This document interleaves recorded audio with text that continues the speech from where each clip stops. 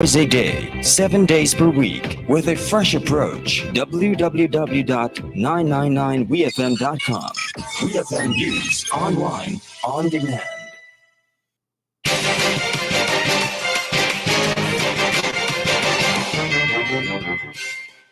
Good afternoon and welcome to WEFM's Midday News, brought to you with the kind of compliments of Court St. Vincent Limited. This month, make it all about her. Give the gift of eye care with new glasses from Quartz Optical. Show mom you care. Book her an appointment today at quartzoptical.com and get a chance to win a luxury day pass for two. Say Happy Mother's Day with new glasses from Quartz Optical. Value you can see.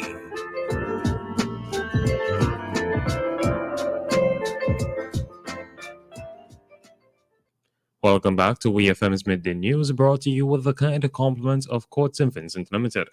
I am your presenter, Rajiv Providence. First, on the local scene, SmartTerm, a pioneer in educational technology solutions, has announced a groundbreaking partnership with the government of St. Vincent and the Grenadines.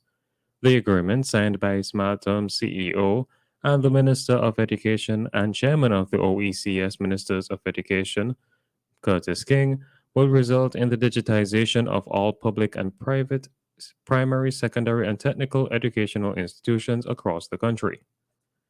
Google will also support SmartTerm by providing infrastructural support for the solution. The project is funded by the UWI Cave Hill USAID Research Initiative for supporting education in the Caribbean. The advanced SmartTerm system will be deployed in 29 secondary schools, 66 primary schools, 4 technical institutes, and 16 early childhood centers.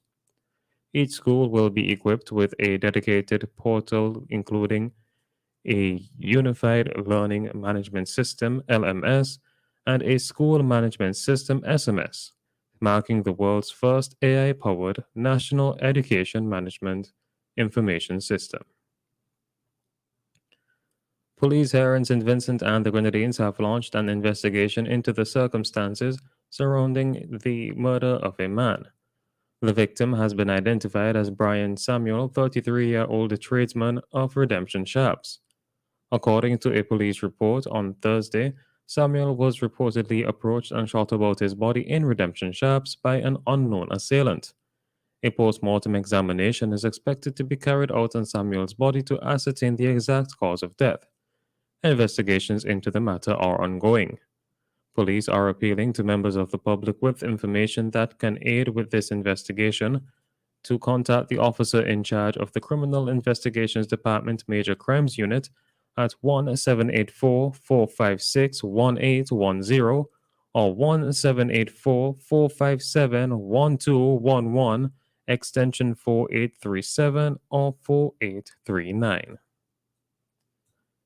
Still on the local scene, public servants in St. Vincent and the Grenadines will be given opportunities for training under the Ministry of Public Service.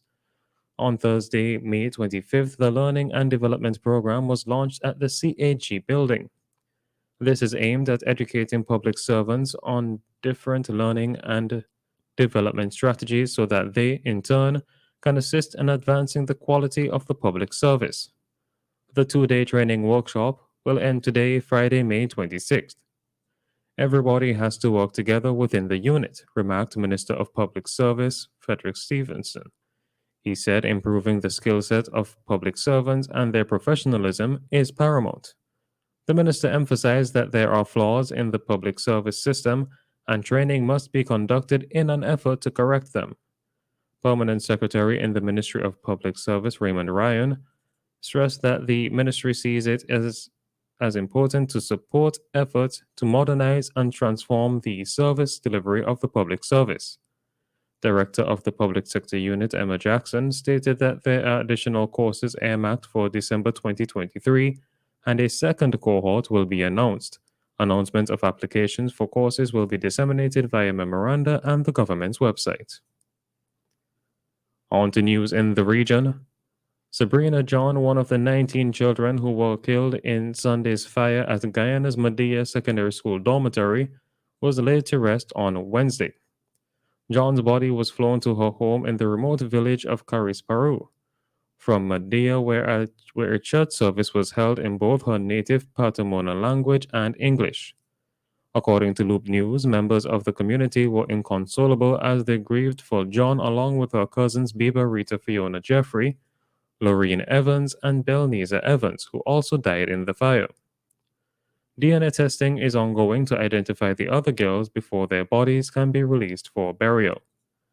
Lynette Yard, head teacher of the Caras Peru Primary School, said that she felt guilty about the incident since she encouraged the girls to pursue education opportunities outside the community. Yard said she's praying for the girls and she hopes this incident will bring the community closer to God. A team of medical experts from the state of Palestine is assisting Grenada in its efforts to boost the health sector. Healthcare practitioners will experience a cross-pollination of shared knowledge and skills as they work in unison with the 12-member humanitarian team. The delegation is led by Ambassador Imad Zuhari, Assistant Minister for International Cooperation in Palestine.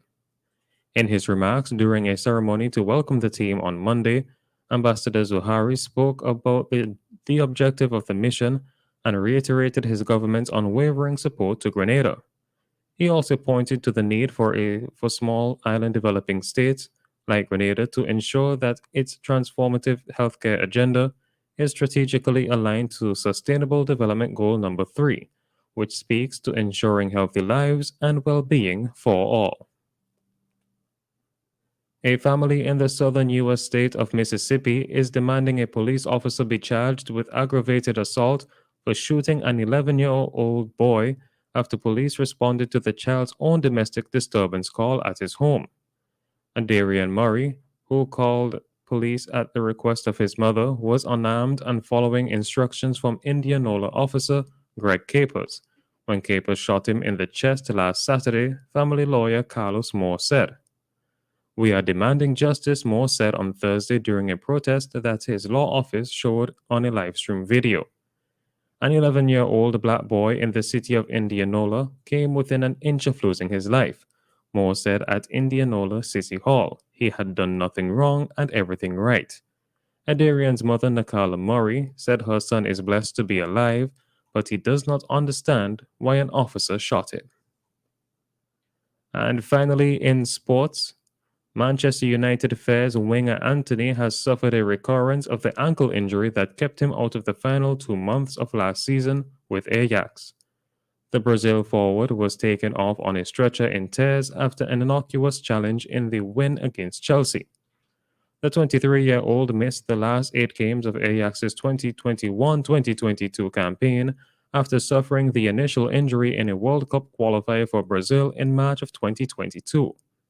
He has scored 8 goals since joining United in September for £81 million. This has been WEFM's Midday News. I have been your presenter, Rajiv Providence. Join us again at 3 p.m. for WEFM's 3 p.m. News. WEFM's Midday News is brought to you with the kind compliments of Court St. Vincent Limited. Not all heroes wear capes. Celebrate her this Mother's Day at Quartz. Save up to 40% off selected furniture, appliances, and electronics. Get free accessories with selected purchases and much more. Shop with Quartz Ready Finance and pay $0 for 30 days. And before you check out, don't forget to add extended warranty with our Quartz Super Shield product, which will protect your purchase for up to 4 years. Celebrate moms with us only at Quartz, bringing value home. Offer ends May 31st.